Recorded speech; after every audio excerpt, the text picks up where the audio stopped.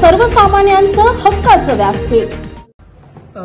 नाथ भाऊ, काय सांगाल? शिरूर नगर परिषदेची निवडणूक होत आहे, त्याबद्दल आपल्या पक्षाची भूमिका काय? शिरूर नगर परिषदेच्या निवडणुकीच्या पार्श्वभूमीवरती जनता दलाने सागर परदेशी वार्ड क्रमांक 8 आणि वसंतराव बेंद्रे वार्ड क्रमांक 6 यांनी जनता दल सेक्युलर पक्षाच्या वतीनं उमेदवारी अर्ज दाखल केला होता। परंतु देश पातळीवर आणि राज्य पातळीवरती जनता दल सेक्युलर हा भाजपाबरोबर आहे। केंद्रामध्ये जनता दल सेक्युलरचे SD कुमारस्वामी साहेब हे केंद्रीय अवजड आणि उद्योग खात्याचे मंत्री म्हणून काम पाहत आहेत। त्याचप्रमाणे राज्यामध्ये सुद्धा जनता दल सेक्युलर हा महायुतीमध्ये आणि विशेषतः भाजपच्या बरोबर आहे। या पार्श्वभूमीवरती शिरूरमध्ये सुद्धा जनता दल सेक्युलरने भारतीय जनता पार्टीबरोबर युती करण्याचा निर्णय घेतलेला आहे आणि त्या कोठ्यामध्ये जनता दलाच्या वाट्याला वार्ड क्रमांक 1 मधून सौ संगीता देवीदास वेताळ आणि अनिल एकनाथ गायकवाड यांना जनता दलाच्या कोठ्यामधून उमेदवारी त्या ठिकाणी भारतीय जनता पार्टीने दिलेली आहे आणि आमचे दोन्ही उमेदवार वास्तविक पाहता या दोन्ही उमेदवारांना महायुतीमध्ये घ्यावं असा आग्रह आम्ही धरला होता।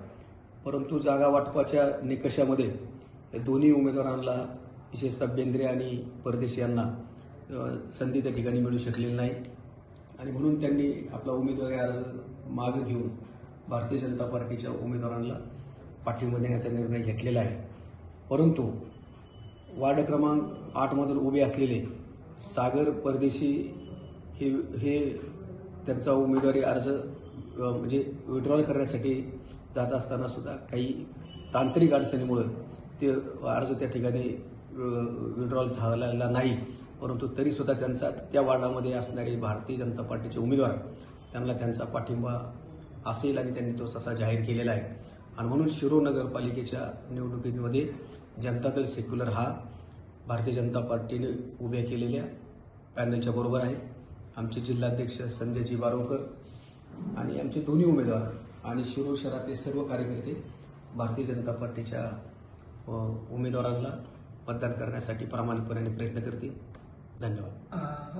महायुतीत इथं शिरूरमध्ये फाटाफूट झालेली दिसते। राष्ट्रवादी, शिंदे गट आणि भाजप हे वेगवेगळे लढत आहे, त्याबद्दल काय सांगाल? राज्यात युती आहे मात्र खाली युती नाही आहे। नाही, असं की गेल्या लोकसभा आणि विधानसभेच्या निवडणुकीमध्ये महायुती ही एकत्रितपणे लढली होती आणि महायुतीमध्ये जवळपास 17-18 म्हणजे जवळपास 7 पक्ष आहेत। त्यामध्ये भारतीय जनता पार्टी असं, शिवसेना, राष्ट्रवादी काँग्रेस पार्टी, रामदास आठवले RPI, त्याच्यानंतर जनता दल सेक्युलर आहे, विनय कोरे यांचा जनस्वराज्य आहे, रवी राणा यांचा स्वाभिमानी आहे, सदाभाऊ खोत यांचा रयत क्रांती संघटना, त्याचप्रमाणे बहुजन रिपब्लिकन एकता मंच, RPI खरातगड, भीमसेना, लवजी शक्तीसेना, अखिल भारतीय मराठा महासंघ, दलित पॅंथर आणि युनायटेड रिपब्लिकन पार्टी यासह अनेक पक्ष विधानसभा आणि लोकसभेला एकत्रितपणे लढलेले आहेत। परंतु लोकसभेचा आणि स्थानिक स्वराज्य संस्थेचे निवडणूक ही वेगवेगळी आहे।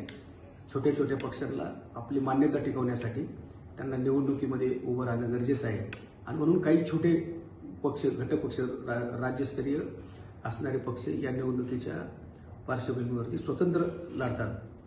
परंतु भारतीय जनता पार्टी, शिवसेना आणि राष्ट्रवादी काँग्रेस पार्टी हे बऱ्याच ठिकाणी वेगवेगळे लढताना आपल्याला दिसतात। परंतु आम्ही भारतीय जनता पार्टीच्या कोठ्यात असल्यामुळं आणि केंद्रामध्ये आम्हाला मंत्रिपद SD कुमारस्वामी साहेबांच्या रूपाने असल्यामुळं आम्ही भारतीय जनता पार्टीबरोबरच राज्यामध्ये एकत्रित लढण्याचा निर्णय घेतलेला आहे आणि या पार्श्वभूमीवरती कोल्हापूर जिल्ह्यामधल्या गडहिंग्लज नगरपालिकेमध्ये जनता दलाला त्या ठिकाणी 10 जागा दिलेल्या आहेत, शिरूरमध्ये 2 जागा आहेत आणि काही ठिकाणी आम्ही सोहळावर लढतोय। त्यामुळे जनता दल हे संपूर्ण राज्यामध्ये भारतीय जनता पार्टीबरोबरच आहे। आपल्या परिसरातील बातम्या पाहण्यासाठी चॅनलला सबस्क्राइब करा, व्हिडिओला लाईक करा आणि बेल आयकॉन दाबायला विसरू नका।